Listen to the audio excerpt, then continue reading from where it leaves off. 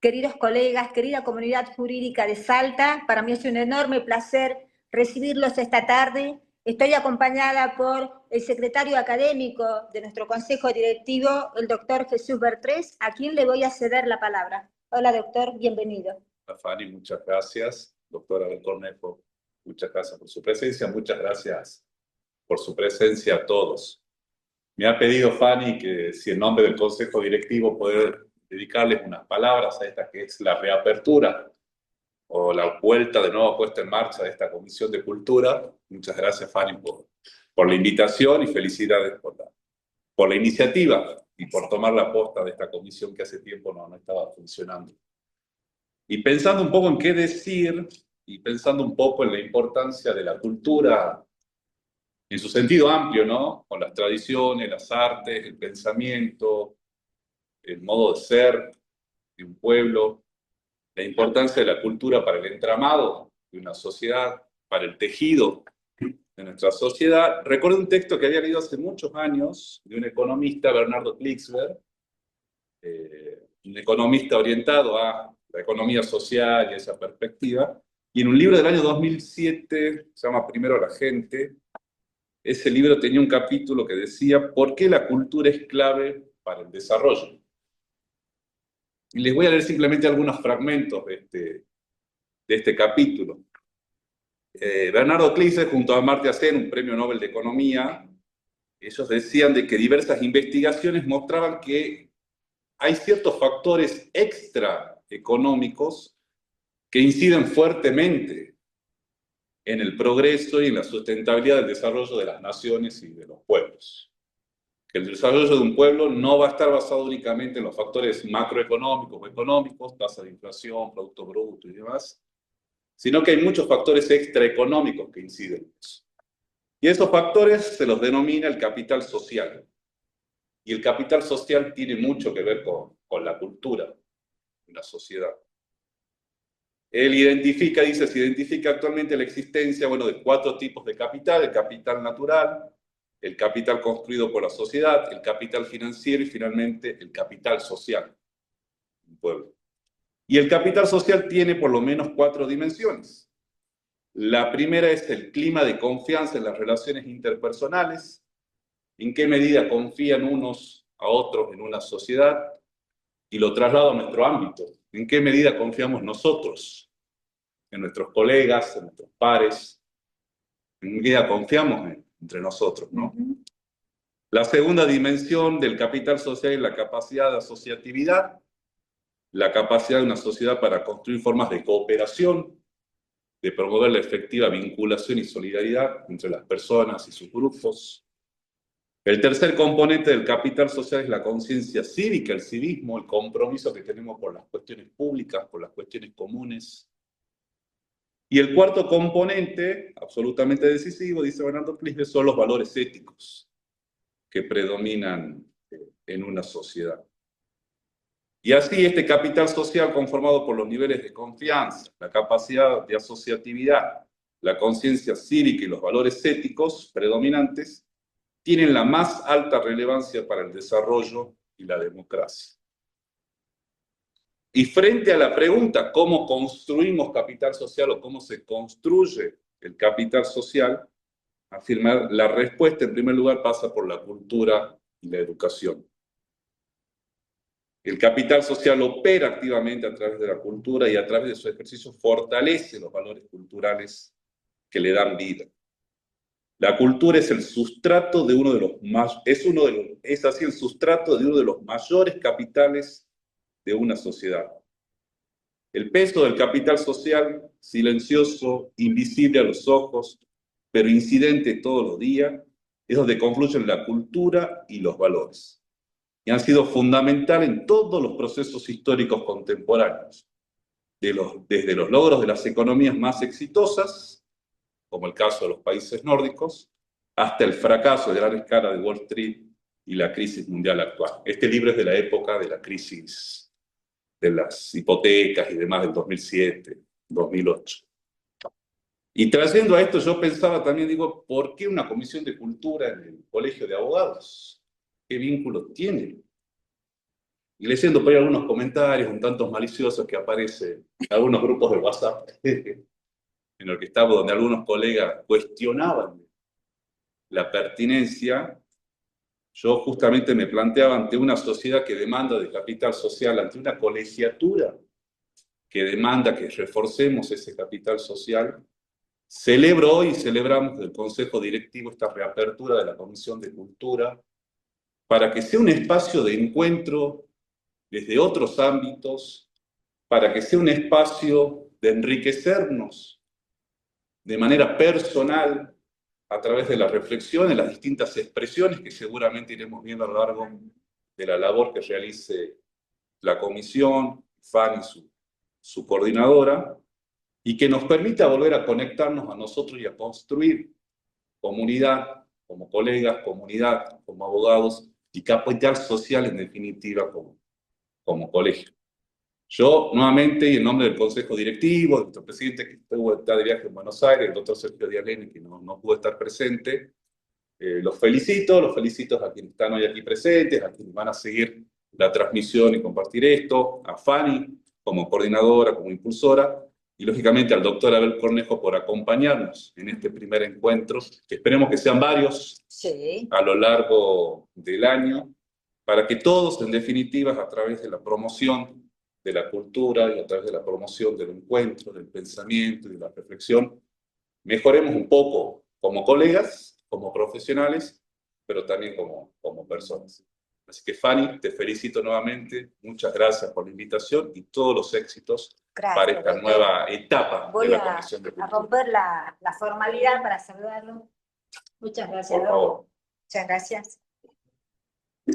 Y ahora mi invitado de honor, nuestro invitado de honor, la verdad que para mí es un orgullo enorme contar con la presencia de mi querido amigo, si me permite el atrevimiento.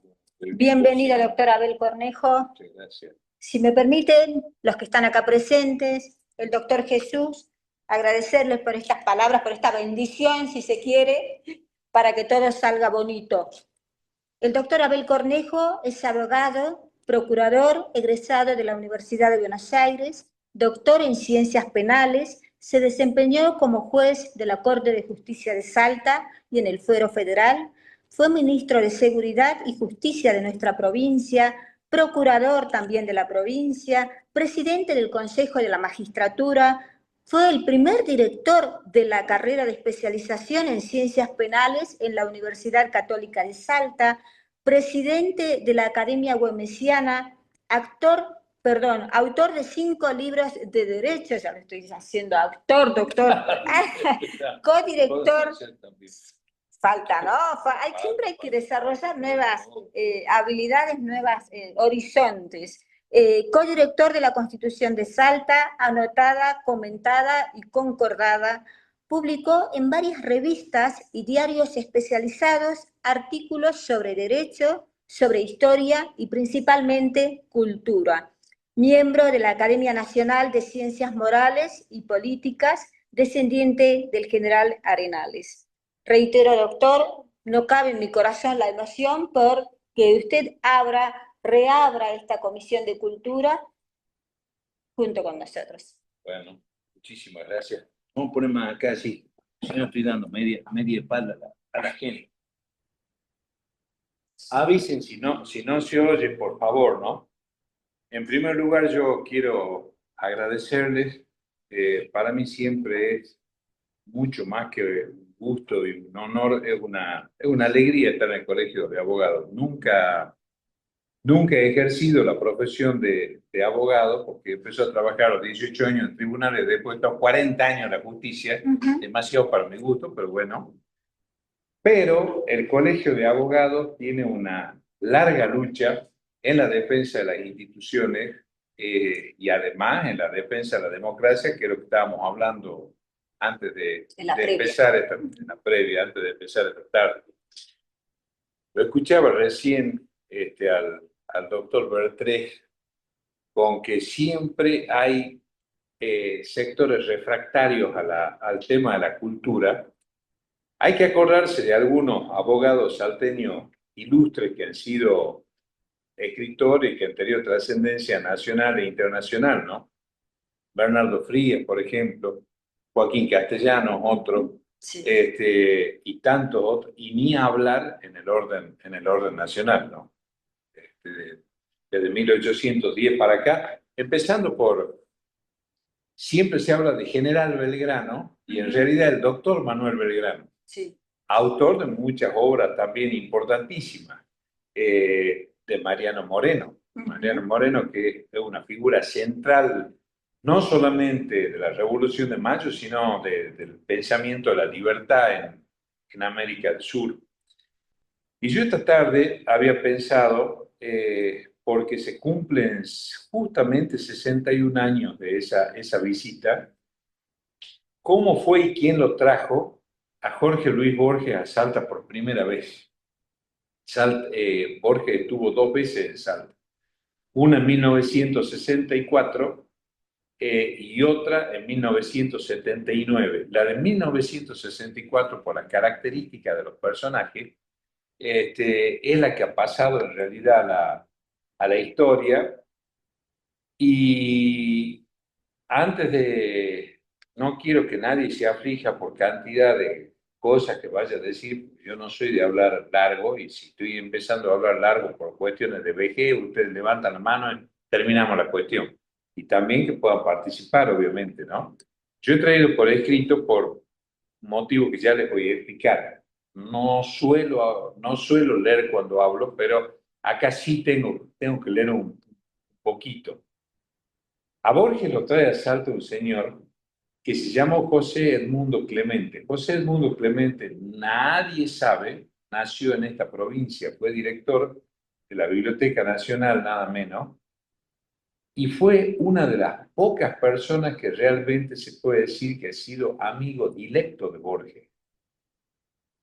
Incluso han escrito juntos, y Borges, cosa muy rara en él por su personalidad, le permitía a Clemente leer mucho de los manuscritos, y a diferencia de la mayoría de los escritores, lo cual es un error, en el sentido de que se escribe algo y muchas veces se deja después en manos de los correctores. Bueno, Borges no.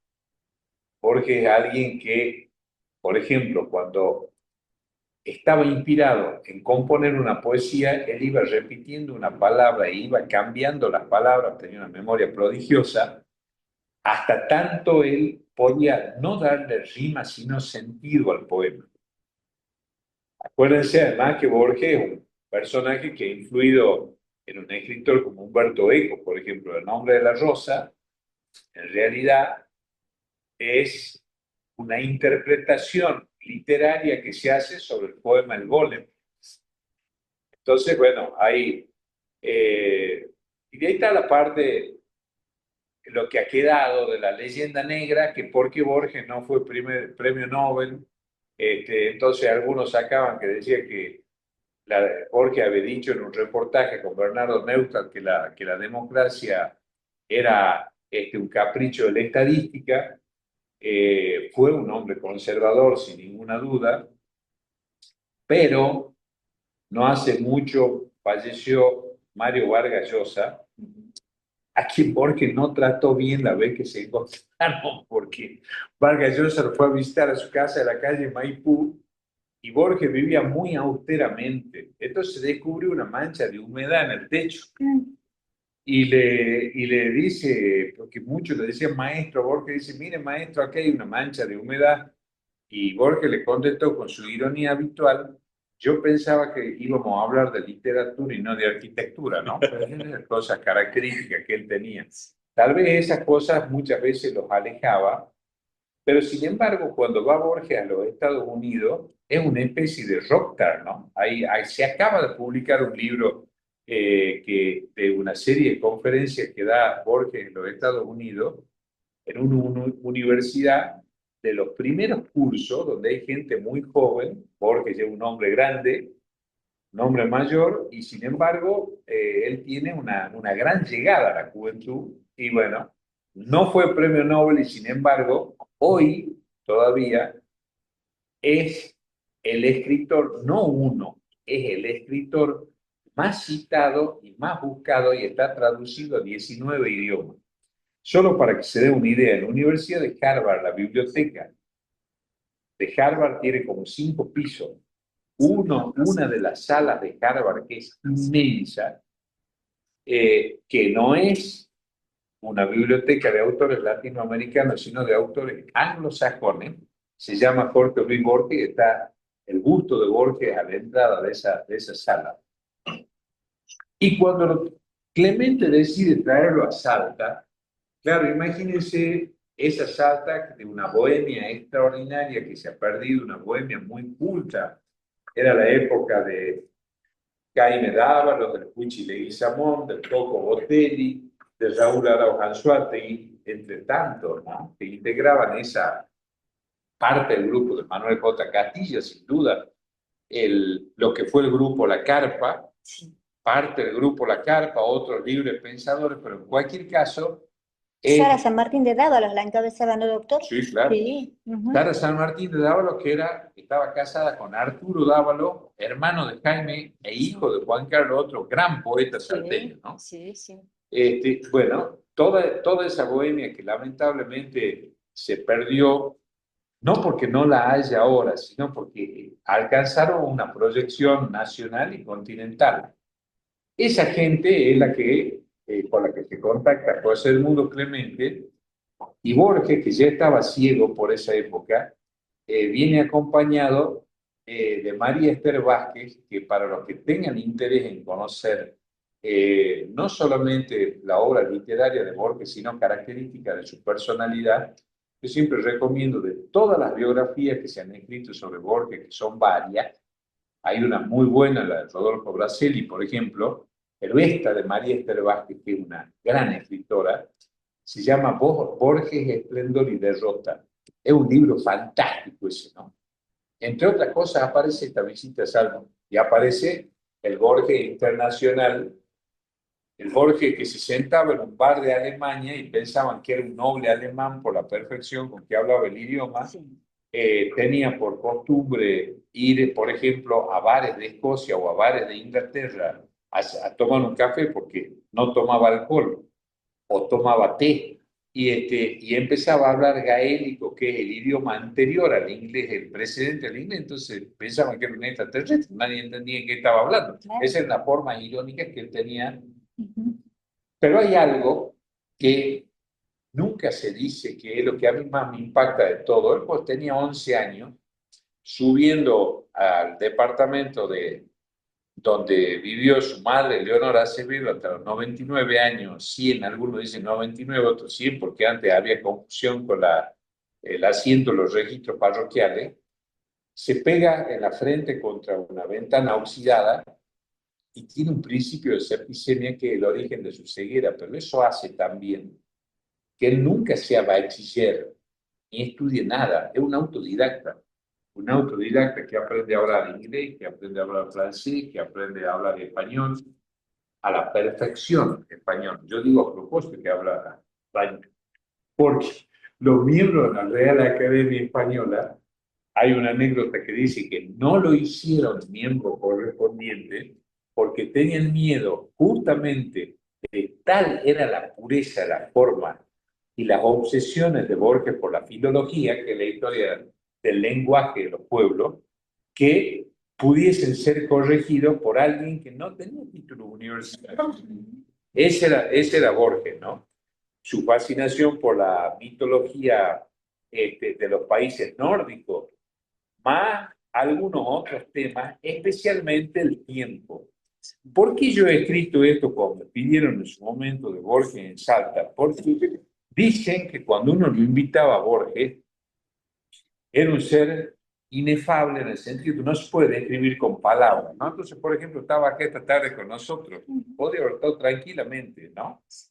Y él aprovechaba, dicho por él, aprovechaba su ceguera para pensar más. Y a lo mejor le decía, no, porque estuvieron hablando en mi visita a Salta, y a lo mejor él había estado pensando en la biblioteca de Alejandría, por ejemplo.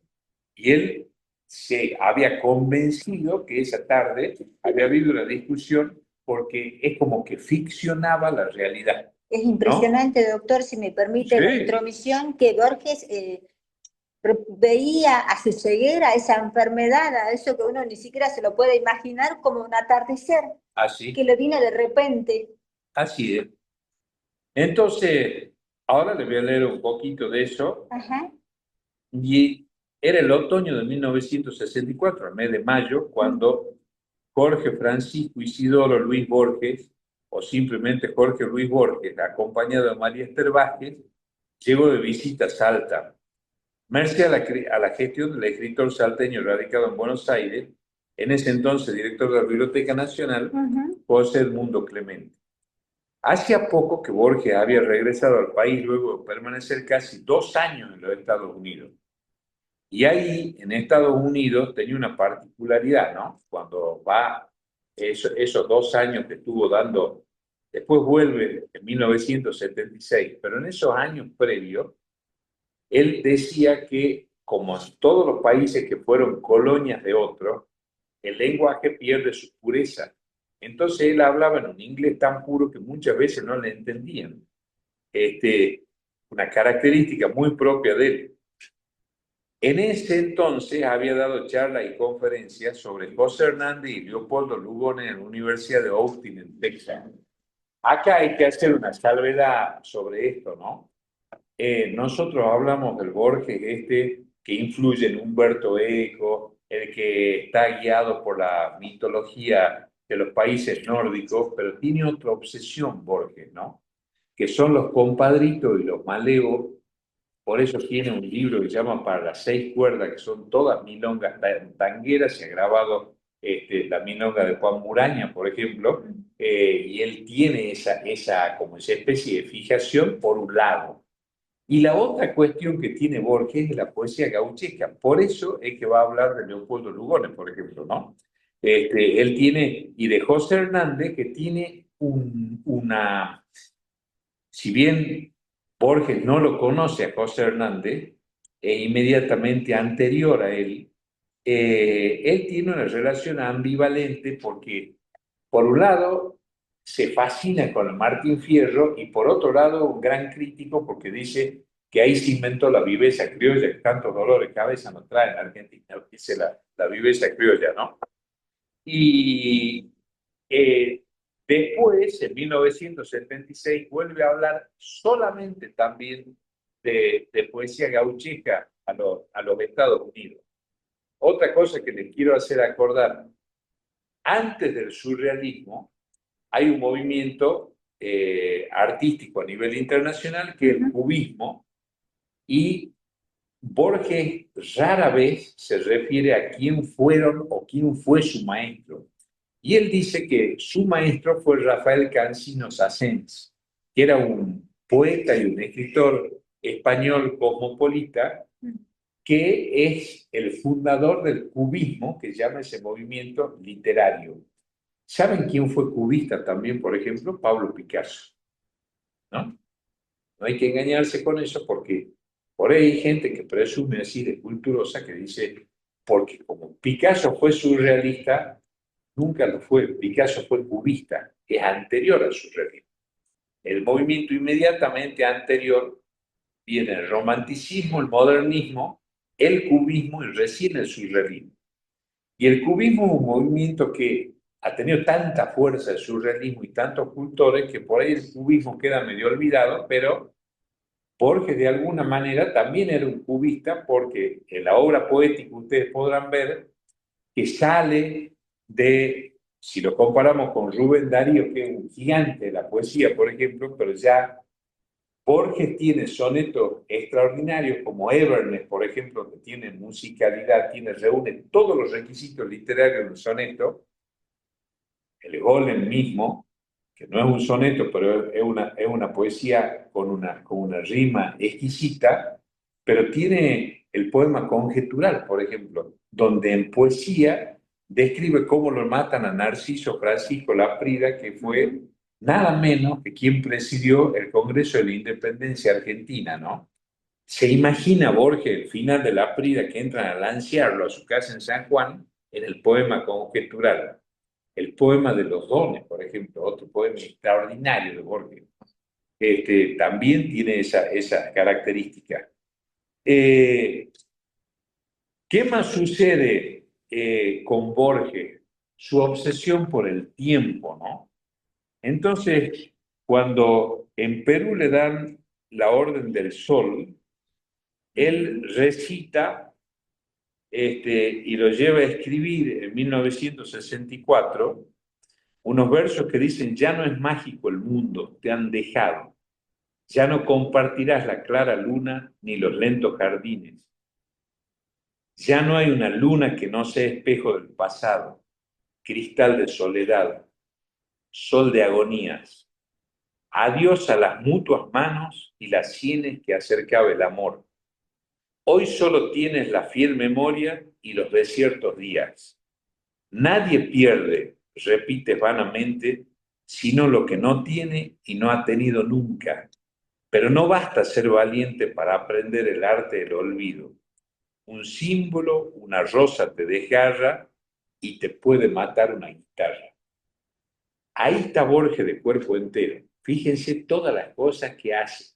Si ustedes toman ese párrafo o ese fragmento de ese verso, hay metáforas, hay comparaciones, hay rima, porque termina rimando, desgarra con guitarra, pero también están los mensajes subliminales y los metamensajes que están en toda la obra de Borges, no solamente en la poética, ya vamos a hablar de la otra también, ¿no?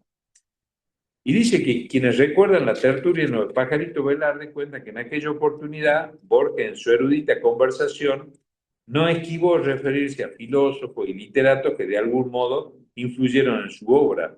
Recordó la influencia que tuvo en su formación Rafael Cansinos Asens, a quien se lo considera el fundador del movimiento ultraísta, ¿no? Otros dicen, es ultraísta y no cubista. Pero Cansinos Asens es introductor de la metáfora dentro de la poesía, por sobre todas las cosas, que es lo que se ve acá, en ese poema que acabo de leer, un párrafo, y superador del modernismo. También dice que Borges habló de George Berkeley, quien desarrolló la filosofía conocida como idealismo subjetivo o inmaterialismo, dado que negaba la realidad de las abstracciones como la materia extensa. Yo le quiero decir algo acá con esto, ¿no? No nos vamos a meter a hablar de Berkeley, porque ya sería muy denso todo y nos empezamos a confundir. Si Borges sacó esos diálogos, esa es una característica del que, a pesar que había gente que lo atacaba, que decía que era un egocentrismo, una persona soberbia, que miraba por sobre el hombro, todas esas cosas, lo que él tenía era una percepción sobre el ambiente donde estaba. Entonces él sacaba temas, pero resulta que él queda muy impactado con los interlocutores que tiene en Salta. Ahí en esa reunión, por ejemplo, estuvo el poeta Julio Díaz Villalba. A don Julio Díaz Villalba, aquí en Salta, le debe mucho, entre otras cosas, el humor salteño, era nacido nada menos que en Molino, ¿no?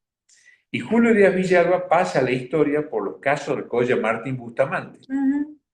Que va Martín Bustamante a recitar al Festival de Coquín y lo ovacionan con esos versos que ahora algunos versos del Colla Martín Bustamante entrarían en zona de turbulencia por algunos motivos, ¿no? Pero la otra faceta de Díaz Villalba era la de ser un filósofo. Y empieza a hablar de filosofía. ¿Y qué le toca a Borges? Otro gran filósofo a quien Borges seguía, que es Schopenhauer. En toda la obra de Borges aparece Schopenhauer también.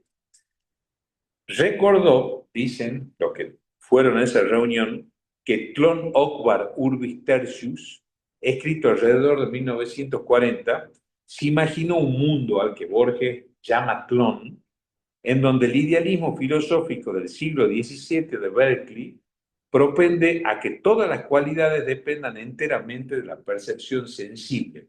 Traducido al criollo, en ese cuento, en Borges, está en 3 libros distintos, ¿no? Está en El Jardín de los Senderos que se bifurcan, finalmente se publica en Ficciones, pero en el primer libro que está es en Antología de la Literatura Fantástica. Esa es la primera vez que, o sea que Ustedes imagínense que ahora ya las editoriales, que son las mayorías multinacionales, ahora tenemos escritores que, de ser absolutamente pobres, como fue Gabriel García Márquez, por ejemplo, García Márquez ironizaba de sí mismo diciendo que cómo iba a ser que un pobre termine millonario, que era algo que él no le había explicado, ¿no? Y así fue. Vargas Llosa, ni hablar, Carlos Fuentes, bueno, tantos, ¿no? En esta época no. Entonces, aparecen cosas en distintas editoriales y en distintos libros. Acá no solamente hace una cosa extraordinaria eso. Yo siempre recomiendo ese cuento. Ahora pasamos de la obra poética a los cuentos de Borges, que nunca escribió una novela por la duda, ¿no? Eso nunca quiso eso. Cuentos sí, pero cuentos extraordinarios como este, porque ese planeta de clon tiene que ver con Berkeley, pero tiene que ver con Tomás Moro también, porque es una especie de utopía donde los clonitas construyen un mundo igual. Y dice que la única literatura era un solo libro, pero que era de tal variedad que tenía dos características. Abarcaba todos los temas y no tenía numeración, sino que era infinito. Típica cosa que él va jugando, ¿no? Con el infinito, con el tiempo, dónde empieza y dónde terminan las cosas, los ayeres y los olvidos, términos de él, ¿no? Habla de ese tipo de cosas. ¿Qué otra cosa más pasa ahí? Vamos al tema del golem, ¿no? En el golem, Borges se remonta a Crátilo, que es el célebre diálogo que tiene Platón, en donde Hermógenes le dice a Sócrates que intervenga en la discusión que mantiene con Crátilo sobre si el significado de las palabras viene dado de forma natural, como postula Crátilo, o si por el contrario es arbitrario y depende del hábito de los hablantes, como propone Hermógenes. Esto que parece un juego de palabras es una discusión que hoy, fíjense lo que es el volumen intelectual de este señor, ¿no? Esto tiene que ver con la literatura, con la filología, con la historia, con la antropología, con la sociología y también con la estadística. Toda esa ciencia abarca ese solo razonamiento. ¿Qué es lo que dice las palabras? Y tanto es así que, por ejemplo, Sartre, muchos años después, se pregunta sobre el sentido de las palabras. Y Sartre dice, las palabras son tan limitadas que nunca alcanzan a decir lo que pudieran decir. Es decir, que son finitas las palabras, ¿no? Bueno, este es el tema del golem. Y el golem inspiró a Humberto Eco a formular el acertijo que se debía develar en los laberintos que relatan el nombre de la rosa. Una digresión. Cuando tengan tiempo, vean primero la película, que es con Sean Connery, que es extraordinaria, vieja ya, pero se las encuentro en las plataformas del nombre de la rosa, y después lean el libro, hagan al revés, porque el libro es un libro denso, ¿no? Es un libro de una erudición, estamos hablando de Humberto Eco. ¿Y qué dice ahí? ¿Cuál es el acertijo? Es un fragmento también del poema El Golem. Dice, si como el griego afirma en el Crátilo, el nombre es arquetipo de la cosa, en las letras de rosa está la rosa y todo el Nilo en la palabra Nilo. Fíjense, ese es el acertijo que tenía que llegar y aparece otro tema de Borges muy recurrente, el tema de los laberintos. Él siempre lo impresiona mucho, no solamente en el orden de la vida, en el orden del conocimiento, el laberinto. ¿Por qué? Porque conocimiento es infinito. Entonces, por eso es que él dice que los laberintos únicamente sale por arriba, porque para poder descubrir todos los intersticios de un laberinto a veces puede ser imposible. ¿A quién más influye? Acá hay gente joven, Borges, a la autora de Harry Potter. Harry Potter, primera parte, ¿a dónde va? A los laberintos. ¿Cómo lo presenta? Como un mundo mágico. En un reportaje en el Times de Londres, ella dice que después de haberlo leído tantas veces a Borges, no podía escribir un libro de literatura fantástica que es bestseller de todos los tiempos, ¿no? Sin recurrir a los laberintos borgianos. acuérdense de esa escena es extraordinaria, ¿no? Cuando empiezan a buscar en el laberinto y es una mezcla de angustia, de picardía, toda una tensión que se genera ahí, que seguramente es la tensión que transmite Borges. ¿Por qué dice todo el Nilo en la palabra Nilo? Porque como él siempre va a los filósofos griegos, Heráclito de Éfeso dijo un día, nadie puede bajar 2 veces a las aguas de un mismo río. ¿Para qué habrá dicho eso? Fíjense en la obra poética de Borges, está citado, hay un verso de Heráclito y además una poesía, y permanente y recurrentemente vuelve Heráclito.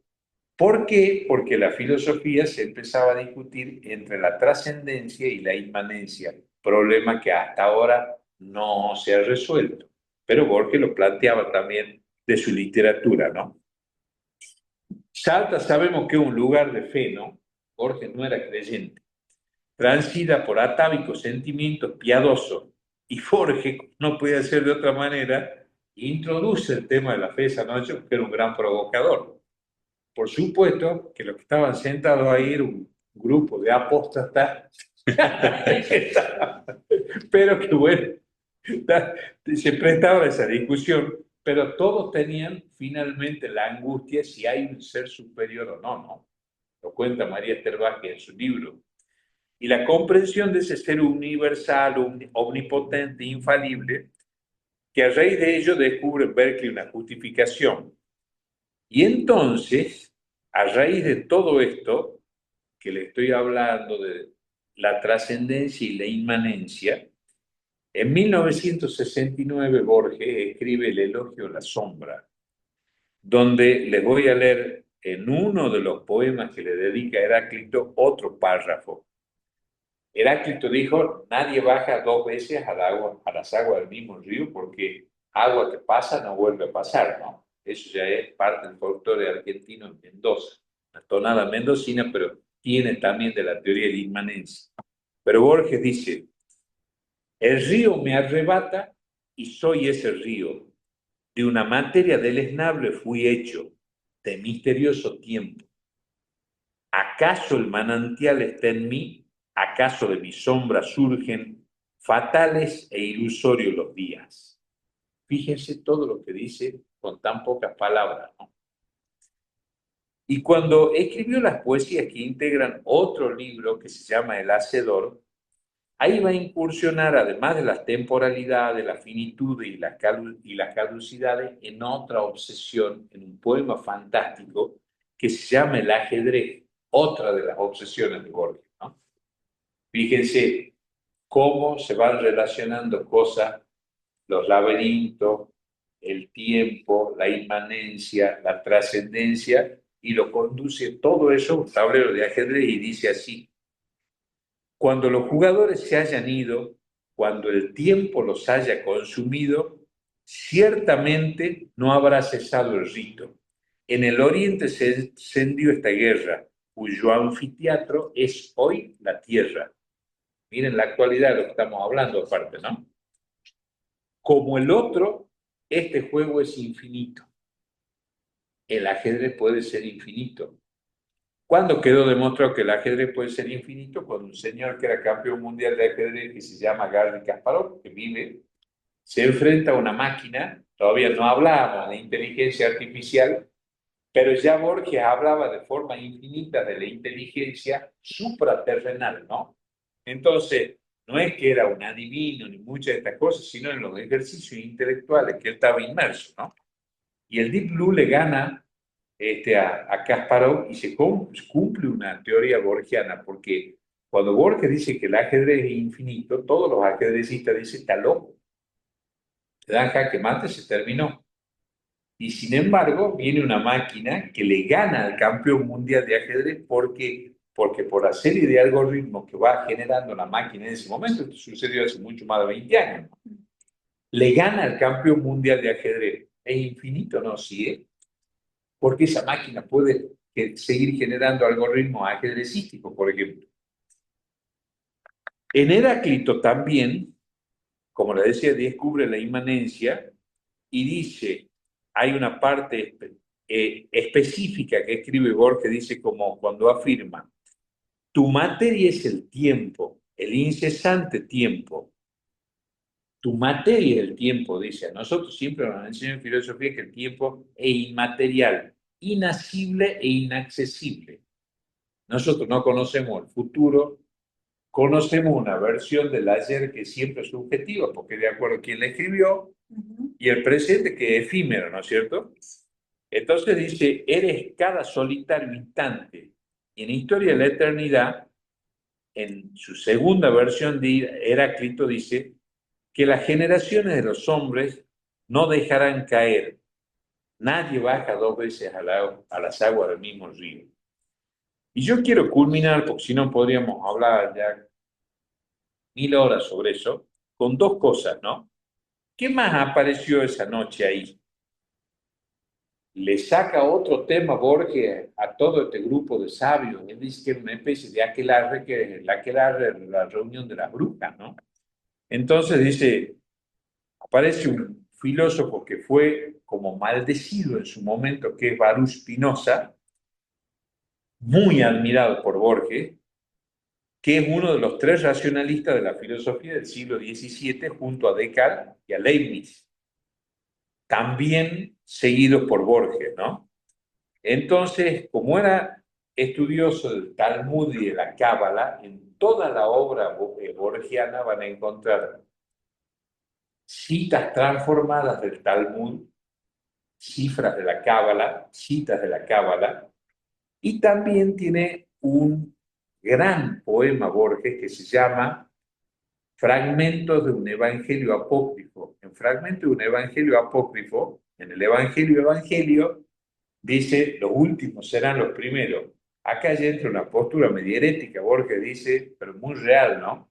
No basta ser el último para ser alguna vez el primero, dice. Toda esta cosa va planteando ahí. ¿Y cómo terminó esta noche a la que me estoy refiriendo? Yo le contaba a mi amiga Fanny hace rato, como Borges era una persona excesivamente formal, tenía una educación victoriana, un complejo de Edipo no resuelto con su madre, miraba más para el pasado que para el futuro, sobre todo en materia de forma, se les había ocurrido que no había que llevarlo ni pasarlo a buscar ni en un auto, ni que vaya en ese momento, no había ni remise, ni Uber, ni Cabify, ni toda esta cosa que discutimos ahora, sino solamente taxi. ¿Cómo lo vamos a llevar un taxi? Lo van a buscar el auto de alguien. Entonces, todavía en Salta quedaban cocheros y coches de plaza. Entonces lo fueron a buscar en coche de plaza al Hotel Salta, donde estaba parando, lo llevan al Museo Pajarito Velarde, vivía Pajarito Velarde, Guillermo Velarde Mors, que también hace rato, fuera de escena, conversamos, que me da una gran pena ver el estado en que está el Museo Pajarito Velarde, que es una especie de monumento a la cultura de Salta y los personajes que fueron ahí. Está todo vandalizado el frente del Museo Pajarito Velarde. Pajarito Velarde tenía un humor refinado y se le ocurrían estas cosas. Fue el gestor de contratar el cochero, porque quedó totalmente sorprendido cuando le dice que va a trepar un coche de plata. Y lo espera el cochero a la salida de esta tertulia y lo vuelve a llevar.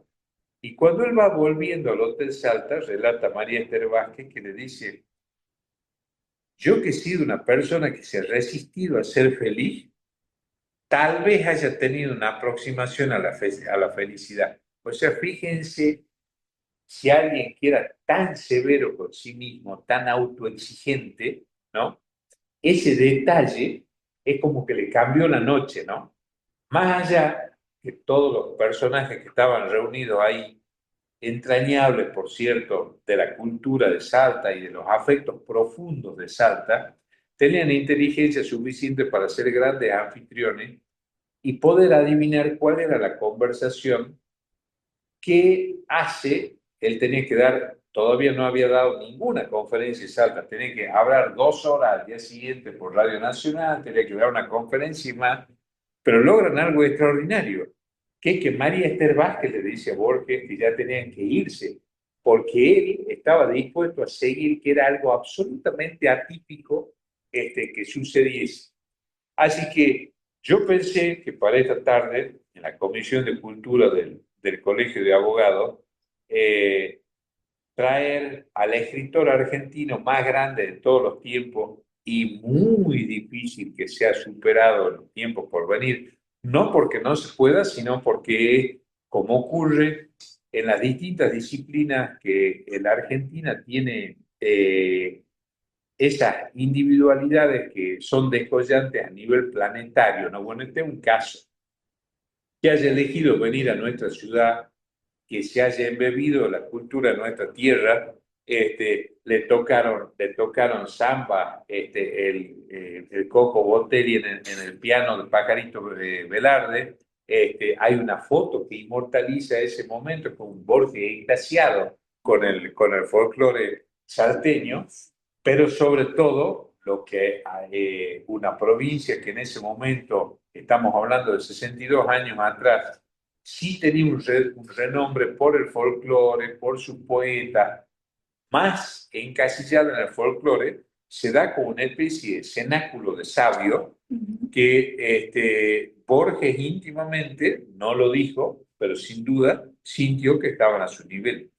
Por eso es que yo quería inaugurar esta tarde, que ha tenido la gentileza y la generosidad de invitarme a esta comisión. Ojalá nunca más la Comisión de Cultura del colegio tenga que volver a reorganizarse, que haya así mucha Fanny a lo largo de los años para que sigan, Ojalá, doctor. porque no existe una dicotomía entre la cultura y el derecho. La cultura es la expresión de los pueblos y el derecho viene del pueblo. Entonces, ¿de qué hablamos muchas veces de los grandes jurisconsultos, de la cultura jurídica que tiene, que es una parte de la cultura, ¿no?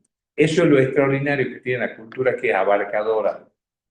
No solamente se refiere al arte, sino también a la ciencia. Entonces, está la cultura jurídica y está la cultura general también.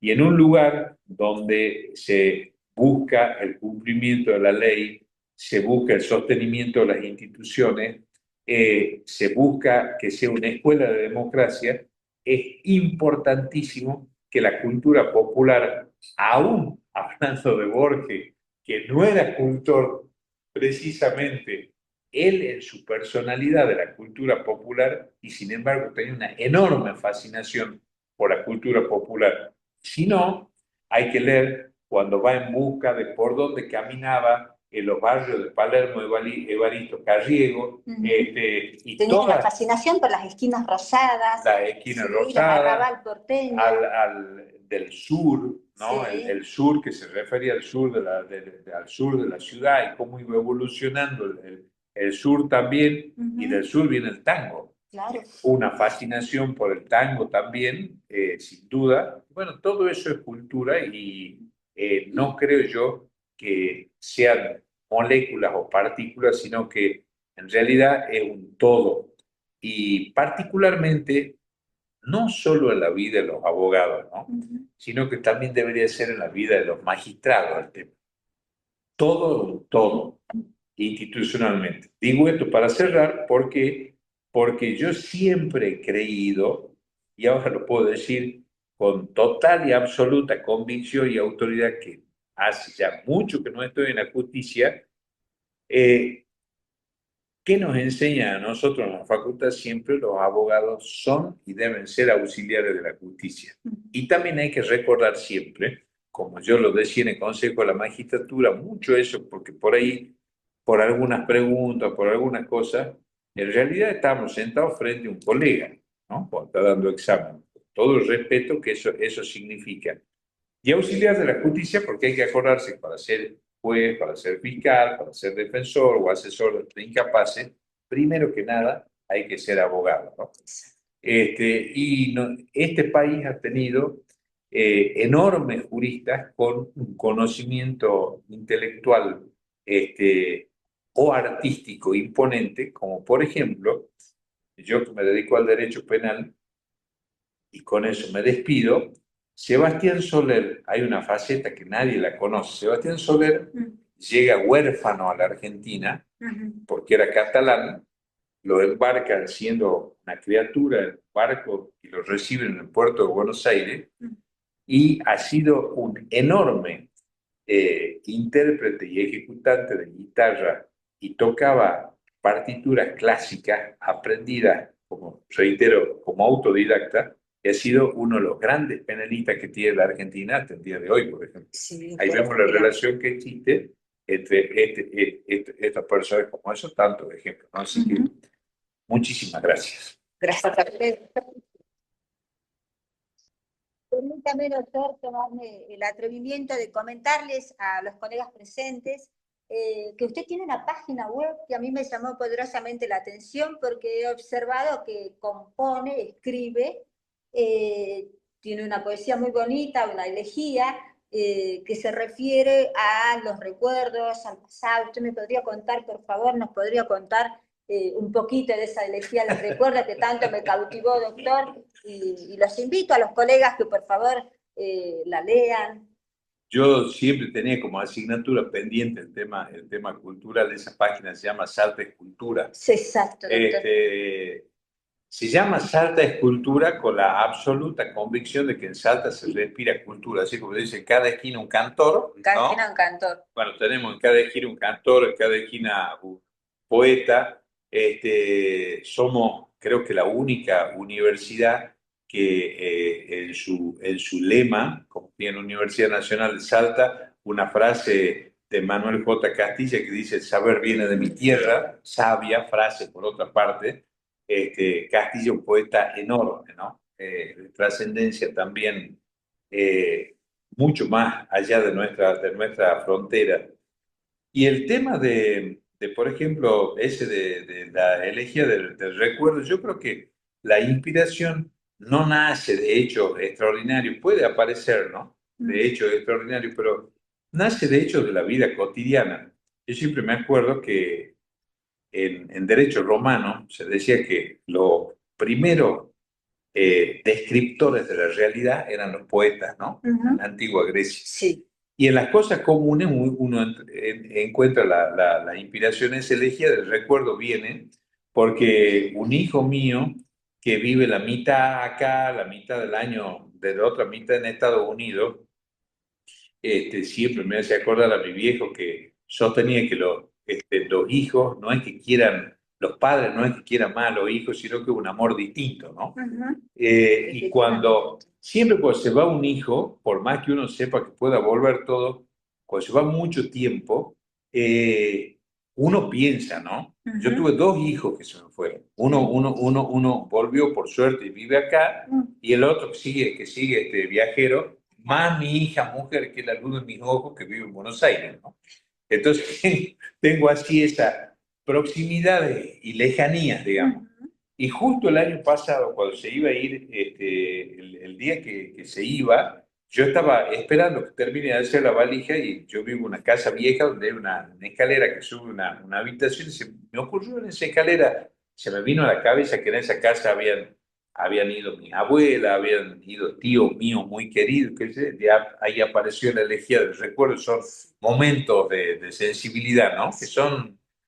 eso es lo maravilloso que tiene la poesía, que uno no sabe en qué momento va a aparecer, porque puede pasar años sin que escribir nada. Y de golpe aparece. Sentido, ¿no es cierto? A raíz del contexto en el que lo lee uno como lector. Así es. Y eso, la verdad, que a mí me atrapó muchísimo, por eso se lo quería traer a colación en esta tarde, noche. Muchas ya gracias. salteña, doctor. Así es. Me queda pendiente, por favor, el recitado, doctor. Bueno, otra vez vamos a recitar también. Perfecto. Con todo gusto. ¿Algún colega, alguna colega que desee hacer alguna pregunta al doctor? ¿Doctor Jesús? Nada. Bueno, yo me quiero despedir, doctor, agradeciéndole infinitamente por esta oportunidad. La verdad que me siento muy contenta, muy honrada con su presencia, y sobre todo agradecerles, si me permiten el paréntesis, tanto a los colegas, a través de la persona del doctor Jesús Bertrés, a la confianza que han depositado en mi persona el presidente, la vicepresidente y todo el consejo directivo de mi amado Colegio de Abogados y Procuradores de Salta. Sepan ustedes que yo soy emigrando de una profesión diferente, ejercí la docencia 15 años, profesora de letras, y soy una apasionada por la literatura, me encanta, y quería proponerles, tal cual lo hice en su momento a través del proyecto presentado de manera formal, por supuesto, al Consejo Directivo, las múltiples tareas o ideas, si se quieren, sin perjuicio de que las de ustedes están puestas a disposición, queremos charlarlas, discutirlas, para que saquemos una comisión de cultura que valga la pena, como bien dice el doctor, y que sea recordada por eso, que dejemos una huella en esta Salta que tanto amamos, y mi gratitud toda, doctor. Muchísimas gracias. Yo le voy a hacer entrega del certificado.